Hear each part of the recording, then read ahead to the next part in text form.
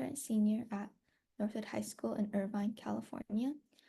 The topic of my presentation today is about an intelligent mobile platform to recognize and translate sign language using advanced language models and machine learning.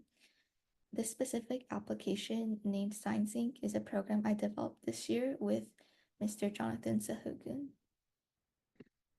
So to start off, historically, deaf or hard of hearing people, individuals with hearing loss on a spectrum from mild to severe, have been seen as impaired, and thus their natural visual language, sign language, has been suppressed in favor of speech.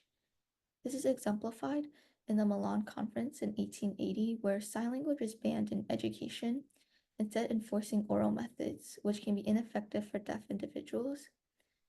Compared to other methods, speech and lip reading has been known to be the least effective for communication between the deaf and hearing. Today, 70% of family members do not use sign language to communicate with deaf relatives, and 90% of deaf children are born to hearing parents. Thus, the common experience known as dinner table syndrome in the deaf community is amplified. Dinner table syndrome occurs when deaf individuals are excluded from the flow of conversation at gatherings, such as mealtime, being told phrases, "I'll just tell you later," or "it's not important." Oftentimes, they can be ignored and disengaged, which prevents inclusion and accessibility of communication with deaf people. So overall, due to the lack of general acceptance in hearing society and denial of rights to use ASL in some certain sectors, deaf people can become isolated and struggle with a sense of self-identity. So this is a topic I'm passionate about since I've taken ASL classes at my high school for 3 years now, and I learned the hardships of deaf individuals, such as prevailing beliefs of autism, which is the notion that one is superior based on one's ability to hear or behave in the manner of one who hears. This bias is prevalent in hearing society, where being able to hear is seen as normal, and if one isn't able to, they need to be fixed in a way. This exclusion, rejection, and invisibility of deaf people also deprives them of their language, which is a huge part of the deaf identity. Many instances of this discrimination occur.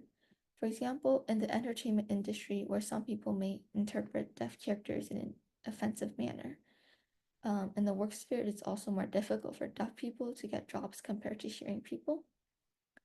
Ultimately, society tends to look down on the use of ASL as it's not the dominant English language, assuming deaf people are inferior, incompetent, or even unintelligent. The result is many cultural and linguistic gaps that appear between these two communities, where it's difficult to make connections or conversations with each other. Today, there are organizations like the National Association of the Deaf or World Federation of the Deaf that unite those within the deaf community. However, I also wanted to create a platform that could unite two different communities, creating a question of how can we bridge a gap between the deaf and hearing communities so that deaf people no longer need to accommodate in a way hearing society. Although obviously changing people's prejudice and perception of others is difficult, my approach is SignSync, a mobile application consisting of a two-way translation system to aid in communication between deaf and hearing individuals. After learning about many of these instances of negative social attitudes and common prejudices in class, this app aims to eliminate the concept that the deaf must always adapt to hearing people or suppress their own language and communication methods for others. So the goal of this program is to allow for more effective communication on a more personal, emotional level where the deaf community can use their first natural preferred language. The first function of this application is an American Sign Language to English translator with a recognition system that uses machine learning and image classification to detect various ASL handshapes. So with the Flutter application, when users take a picture with the device's camera, the image will be saved as a file, and we'll call a TensorFlow helper method to classify the image based on its path. It then determines the most confident match for the letter and updates the user's interface accordingly with the prediction and confidence level, as you can see here on the screen. The next major component of the system is the prediction service. So after detecting several handshapes, we use the ChatGPT large language model for auto-completion, inferring the word from a few fingerspoke letters. So we send a request with a method to the model GPT-4o Mini, a lightweight variant of the GPT-4 architecture, prompting it to guess a word. As you can see on the screen, the AI word guess here appears below the letter guess, and as each letter is added, the guess is updated. This function leverages AI to create an interactive guessing game, dynamically generating questions and then capturing the model's responses. The final function is the English to American Sign Language translator, consisting of an animation component. So currently I use Unity to animate all ASL alphabet letters so that users can input an English word and letters can be rearranged accordingly. Each character in the English word is iterated through, and the program checks if there's an existing matching animation here in the animator. If there is, the model will play it, simulating the finger spelling of that letter, then continuing to move on to the next letter after a small delay so that there's a smooth transition between animations. The script effectively animates a character to fingerspell words in ASL, or here a hand, as you can see, enhancing the interactivity and accessibility in a Unity application embedded into Flutter. Okay, so here is a video demo. This is the ASL to English function of the app, and here I'm fingerspelling the word computer. So as you can see, I click the detect button for each new letter I'm fingerspelling, and that takes an image with my phone's camera. It then gives a prediction for what the letter is and the confidence percentage, or how confident the AI is about that letter match. As I fingerspell each new letter and click detect, there's a bar at the bottom of the screen here indicating if it's currently detecting the image or if that's finished. And it also adds each new letter to the Your Letter section. Sometimes, as you can see, it produces more than one guess. So just now it produced 4 different ones: computer, compilation, compatible, complete, when only COMP was fingerspelled. And here I'm fingerspelling the last 2 letters, E and R. And although I didn't click it in this demo, there was also an option to remove the current letter here and change camera positions and also reset the app if needed.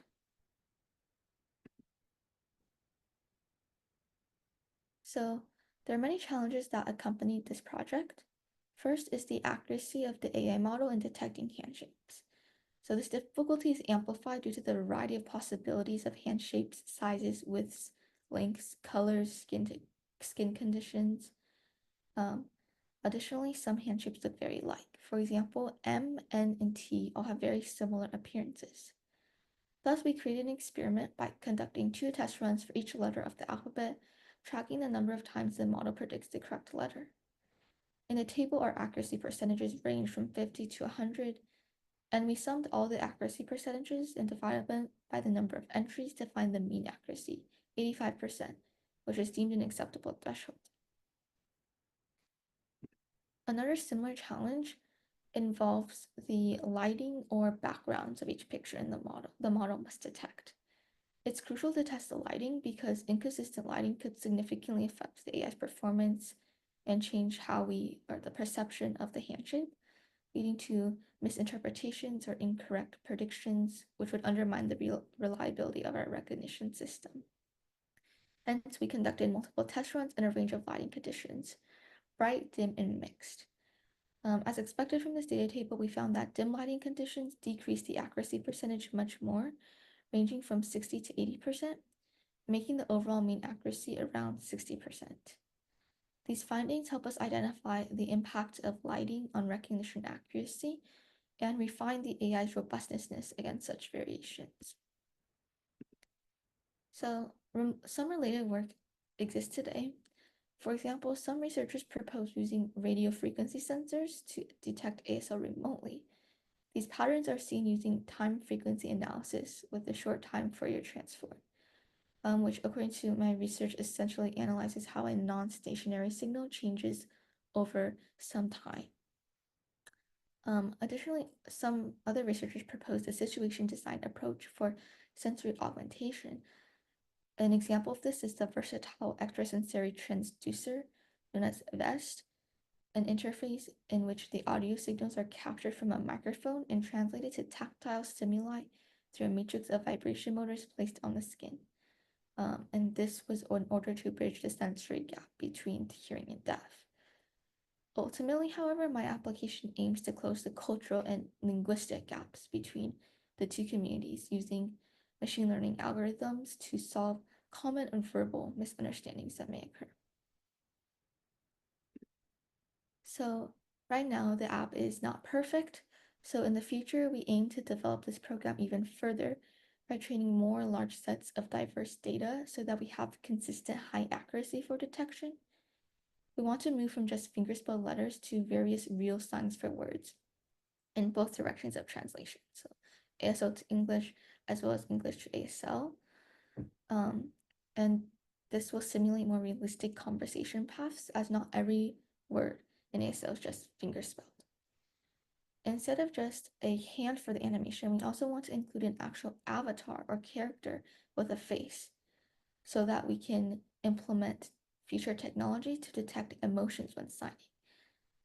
As non-manual markers with facial expressions is a crucial component of ASL. Non-manual markers are things like facial expressions, gestures, body positions, head positions that show some sort of grammatical aspect. And this can be achieved when actual animated characters are included.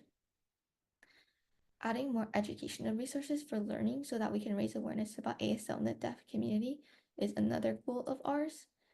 And these could consist of more FAQs, informational pages, or quizzes.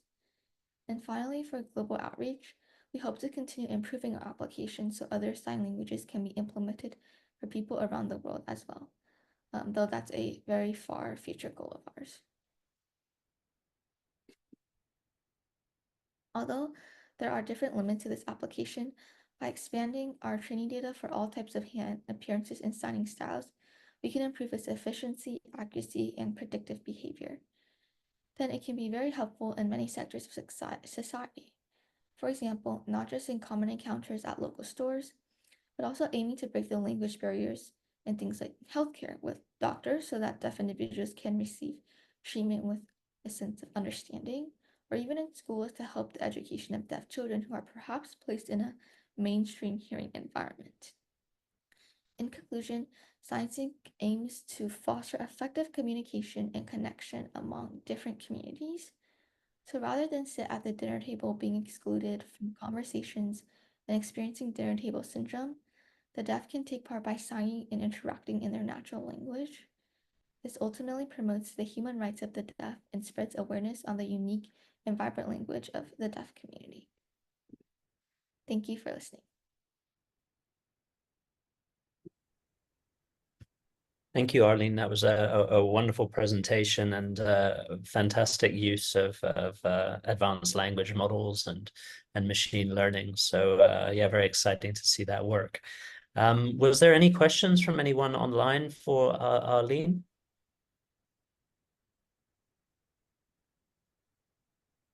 If not, I have a couple of questions for you, Arlene. Arlene, one of the things that I was trying to figure out in your modeling was once you put a hand sign into the app, it obviously the AI does a recognition on it. Or have you got a way of like a human going in and say yes, that's correct, or that's incorrect? Can you try again? Is there that kind of functionality within the app? I was just wondering if there's like some human input to verification on it to help the training model. Currently, no, there's no like function of that in the app. If you Mhm. mean like kind of verifying the accuracy as I'm testing it, Yeah. I know ASL, so I've been learning ASL for a couple years now, so I can like test the accuracy, especially since kind of the thing we have right now is with fingerspelling.